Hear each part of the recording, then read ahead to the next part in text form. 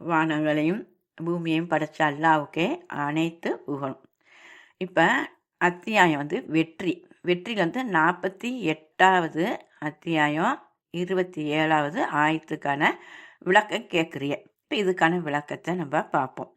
நிச்சயமாக அல்லாஹு தன் தூதருக்கு கனவை உண்மையாக்கி விட்டான். அப்படின்னா நம்ம என்ன கவனிக்கணும்டா, கெட்டவளுக்கு கெட்ட கனவு இருக்கும். கெட்டவங்க உலக வாழ்க்கையில் இப்படி வாழணும் அப்படி வாழணும் பல கற்பனை செஞ்சு வச்சுருப்பாங்க. அது அவங்களுடைய கனவாக இருக்கும். நல்ல அடியாருக்கு அல்லாவுடைய நல்ல உபதேசங்கள் ஒவ்வொன்றையும் வாழணும், அந்த பாக்கியத்தை அடையணும், ஒவ்வொரு படித்தளத்திலையும் இப்போ உயர்ந்து போகணும் அப்படின்னா அந்த கனவுல இருப்பாங்க. அப்போ இதில் கெட்டவங்களும் போய் விட்டுருவோம், நல்லவுடைய கனவை மட்டும் நம்ம கொண்டு வருவோம். அப்போ தன் தூதருக்கு கனவை உண்மையாக்கி விட்டான். யார் அல்லாவுடைய நல்ல உபதேசங்களை அதில் நம்ம வாழணும் அப்படி சொல்லி விருப்பத்தோடு இருக்கோம், நம்ம தவறிட்டு இருக்கோம், தவறாமல் வாழணும் அப்படின்னு நம்மளுக்கு விருப்பம் இருக்கும். அந்த விருப்பத்தை அல்லாஹ் என்ன சொல்கிறான் அப்படின்னா அதை உண்மையாக்கி விட்டான். அந்த விருப்பத்தை நம்மளுக்கு உண்மையாக்கி கொடுக்குறான். இப்போ நம்மளுடைய வாழ்க்கையில் எத்தனை விஷயங்கள் நம்ம கடந்து வந்திருப்போம், அதை கடக்கிறதுக்கு முன்னாடி நம்ம எவ்வளோ விருப்பம் வச்சுருப்போம்.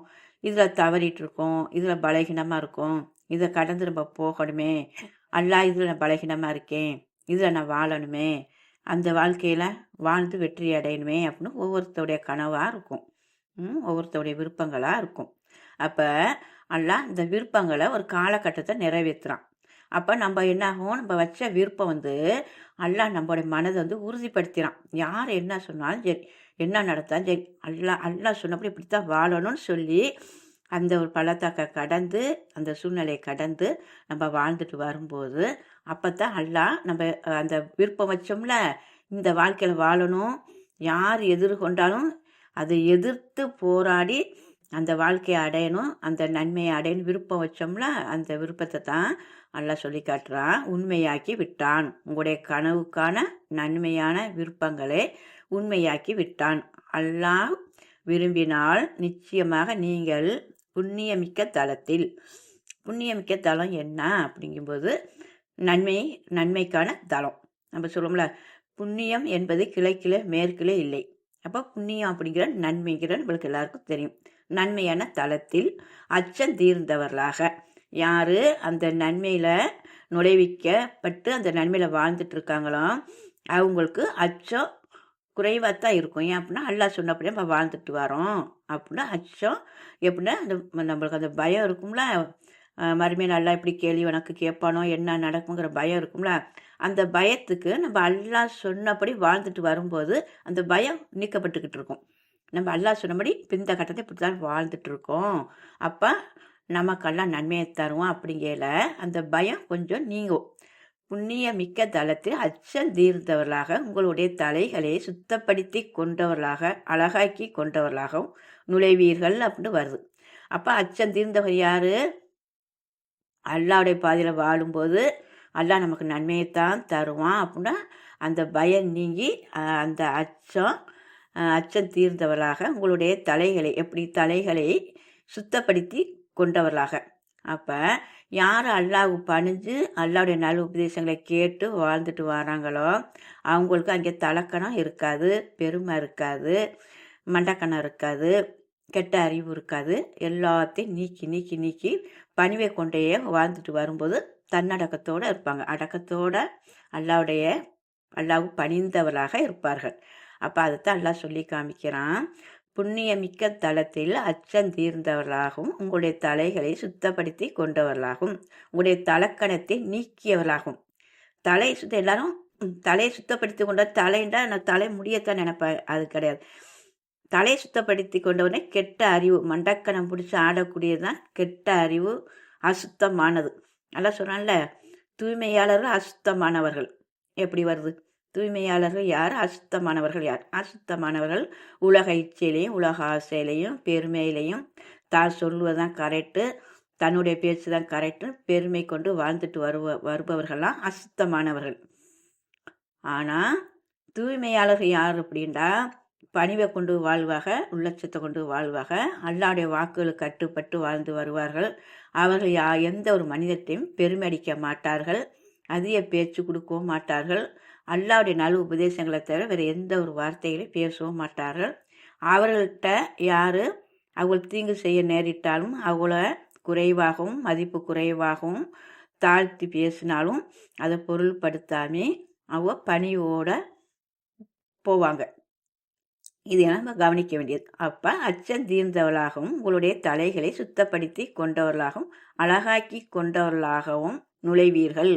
அப்படிங்கும்போது நீங்கள் தலக்கணம் பிடிச்சி அடையாமே அல்லாவுக்கு அச்சத்தோட பயத்தோட பணியோட நுழைவீர்கள் அப்படிங்கும்போது அல்லாவுடைய நன்மையில் நுழைபவர்கள் அவர்களுக்கு தான் பணியோட நுழைபவர்களாக இருப்பார்கள். அப்போ சுத்தப்படுத்தி கொண்டவர்களாகவும் அழகாக்கி கொண்டவர்களாகவும் நுழைவீர்கள். நீங்கள் பயப்பட மாட்டீர்கள். ஏன் அப்படின்னா நம்ம அல்லாஹ் சொன்ன நல்ல உபதேசங்களை கேட்டு நம்ம பணியோடு வாழ்ந்து வரும்போது அல்லாஹ் நமக்கு எந்த ஒரு தீங்கும் செய்ய மாட்டான். நமக்கு நன்மையைத்தான் அல்லாஹ் தருவான். அப்படிங்கிற அந்த ஒரு பணிவோடையும் அந்த ஒரு நம்பிக்கையோடும் அவங்க வாழ்ந்து வருவாங்க. அப்போ நுழைவீர்கள், அந்த நன்மையில் நுழைவீர்கள், பயப்பட மாட்டீர்கள். தப்பு செஞ்சவுதான் பயப்படணும். நன்மை செய்வதற்கு என்ன பயம்? அல்லாஹ் சொன்னப்போ நம்ம வாழ்ந்துட்டு வரோங்கிற மன சமாதானம் தான் உங்களுக்கு இருக்கும். ஆகவே நீங்கள் அறியாது இருப்பதை அவன் அறிகிறான். இப்போ அல்லாஹ் சொன்னபடி நீங்கள் வாழ்ந்துட்டு வந்துட்டே இருக்கிறிய, ஆனால் இதுக்கு அப்புறம் உங்களுக்கு என்ன அடுத்த ஒரு உயர்வை தரப்போகிறோம் அப்படிங்கிற உங்களுக்கு தெரியாது. ஆனால் அல்லாஹ் அதை ரெடி பண்ணி வச்சுருக்கான். அப்போ பயப்பட மாட்டீர்கள். ஆகவே நீங்கள் அறியாது இருப்பதை அவன் அறிகிறான். நான் என்ன உங்களுக்கு தரப்போகிறேன் நீங்கள் அறிய மாட்டீர்கள், நான் அறிவேன். அப்போ அடுத்தது உங்களுக்கு என்ன டெஸ்ட்டு வைக்கணும், அது எப்படிப்பட்டது, அதில் உங்களை எப்படி தேர்ச்சி படித்து அடுத்த ஒரு கட்டத்துக்கு அடுத்த ஒரு படித்தளத்துக்கு உங்களை உயர்த்தணும் அப்படிங்கிறத நான் அறிஞ்சு வச்சுருக்கேன். நீங்கள் அறிய மாட்டீர்கள். இப்போ உங்களுக்கு ஒரு டெஸ்ட்டு வைக்கும்போது அதை நீங்கள் ஜெயிச்சு அதை விட்டு வெளியாகி வரும்போது உங்களுக்கு அடுத்த டெஸ்ட்டு ரெடி ஆகுது.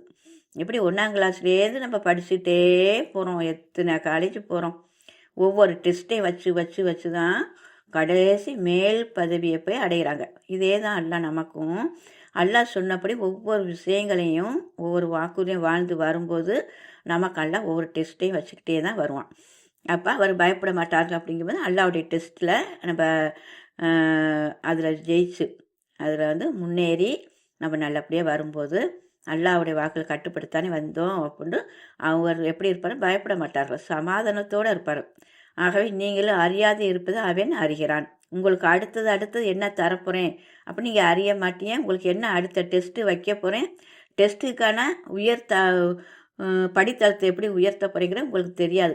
அது எல்லாமே நான் வச்சுருக்கேன். அப்போ நீங்கள் அறிய மாட்டீர்கள். என்ன டெஸ்ட் நம்ம நடக்கும், என்ன சோதனைகள் ஏற்படுங்கிற நமக்கு தெரியாது. பாருங்கள், நம்மளை அறியாமல் ஒரு சூழ்நிலை நம்முடைய வாழ்க்கையில் வரும். அந்த சூழ்நிலையில் நம்ம தேர்ச்சி பெற்று வரணும் அப்படிங்கிறக்கான அந்த சூழ்நிலைகள் நமக்கு ஏற்படுது. அப்போ அது நம்ம அறியவே மாட்டோம், நமக்கு தெரியாது, திடீர்னு சேரும். அப்போ அதில் போராடி அந்த ஒரு சூழ்நிலையை நம்ம விடுவிக்கப்பட்டு வரணும். அதுதான் நம்மளுக்கு பரீட்சை. அப்போ நீங்கள் அறியாது இருப்பதை அவன் அறிகிறான். இதனை அன்றி நெருங்கிய ஒரு வெற்றியையும் ஆக்கி கொடுத்தான். அப்போ அல்லாஹ் நம்ம வாழ்ந்து வர அடுத்த டெஸ்ட்டும் வச்சு அடுத்த வெற்றிகளையும் நம்மளுக்கு கொடுத்துட்டே வரோம். அதான் நம்மளுக்கு வெற்றிக்கு மேலே வெற்றி பாக்கியங்கள். இதுக்கான இன்னொரு ஆயத்து இருக்குது. அந்த ஆயத்தையும் திரும்ப உங்களுக்கு நான் சொல்கிறேன். அல்லாஹ் லேசாக்கி தரட்டும். அல்லாஹ் போதுமானவன்.